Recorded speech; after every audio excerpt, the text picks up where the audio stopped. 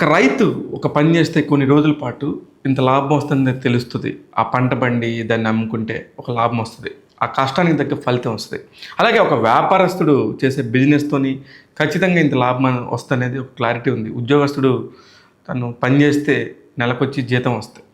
కానీ ఒక cinema hero మాత్రం చాలా కష్టపడితే అది ఫలితం వస్తుందో రాదో తెలియకుండా కష్టపడతాడు. విపరీతమైన చాకరీ చేస్తాడు. అలా హీరోలు చాకరీ చేసిన కంటెంట్ బాగున్న ఆ సినిమాలు హీరోలు కొంతమందికి మాత్రమే థియేటర్కి వస్తున్నారు ప్రేక్షకులు. అలా థియేటర్కి వచ్చే ప్రేక్షకుల్లో చాలా తక్కువ మంది తమిళ నుంచి అయినా తెలుగు నుంచి అయినా 5, 6, 7 అంతమంది లోపే కట్ అయిపోతుంది. ఆ 7 తర్వాత ఎవరు చేసినా సరే సినిమా థియేటర్లోకి రావట్లేదు, సినిమా ఎంత బాగున్నా సరే. అట్లాంటి ఉదాహరణలు అనేకం ఉన్నాయి. కానీ ఈ మధ్యకాలంలో వస్తున్న సినిమాల్లో చాలామంది కూడా కంటెంట్ బాగున్నా కూడా థియేటర్కి రాక ఇబ్బంది పడుతున్న టైంలో కొంతమంది హీరోల కోసం వీళ్ళు ఎప్పుడెప్పుడు వస్తారు థియేటర్కి వెళ్ళి టికెట్ అడ్వాన్స్ బుకింగ్లు చేసుకొని సినిమా చూద్దామని ఎదురు చూస్తారు. అలాంటి హీరోల్లో ముఖ్యంగా తమిళ నుంచి సూర్య గారు ఒకరు. సూర్య గారు చేసిన సినిమా రెట్రో అంటేనే 1980s 90sని మనం రెట్రోగా పిలుచుకుంటాం. అలాంటి ఒక రెట్రో కథతోని ఆయన ముందుకు వచ్చారు, ఇలా ప్రేక్షకుల ముందుకు వచ్చారు. కానీ సినిమా కూడా రెట్రో లాగానే ఉంది. నాకు తెలిసి ఈ మధ్యకాలంలో దర్శకులు వాళ్ళు చేసే కథల కంటే ఫైట్ మాస్టర్స్కి ఇచ్చే డేట్స్ ఎక్కువలా కనబడుతున్నాయి. ఎందుకంటే అన్ని ఫైట్లు, అంత రక్తపాతాలు, ప్రతి ఒక్క సినిమాలో కూడా ఊహించినంత పెద్ద ట్విస్టులు ఉండాలి, 100 మందిని కొట్టేయాలి, 100 రకాల తుపాకులు పెట్టుకోవాలన్నట్టుగానే పరిస్థితి ఉండింది తప్ప కాంటెంట్ మీద మంచి కథలు చేసుకుందాం, ఒక్క ఫైట్ లేకపోయినా పర్లేదు, ఏం సూర్య గారు ఫైట్ లేకపోతే సినిమా చేయకూడదా? ఎందుకు చూడరు? బొచ్చెడు సినిమాలు చూశారు. ఎట్లాంటి సినిమాలు ఆయన దగ్గర నుంచి వచ్చినాయి మనం చూసాం. జై భీమ్లో ఎన్ని ఫైట్లు ఉన్నాయని ఎందుకు మనం నెత్తిన పెట్టుకున్నాం? అలాగే సూరారాయ్ పోట్రు ఎన్ని ఫైట్లు ఉన్నాయని అది కూడా ఎందుకు గుండెల్లో పెట్టుకున్నాం? అతని పర్ఫార్మర్, అట్లాంటి పర్ఫార్మరు మంచి కథలు ఎన్నుకోవాలి. కానీ కార్తీక సుబ్బరాజు లాంటి వాళ్ళు చిన్న హీరోలకు కూడా పెద్ద హిట్లు ఇచ్చారు.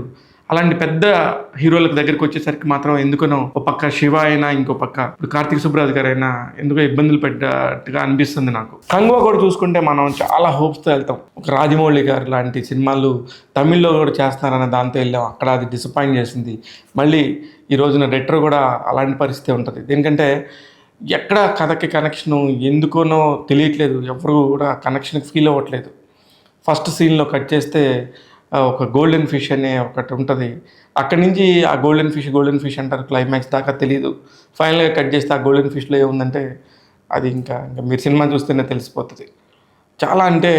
చాలా ఎదురు చూస్తాడు ప్రేక్షకుడు, ఏం చెప్తున్నారని.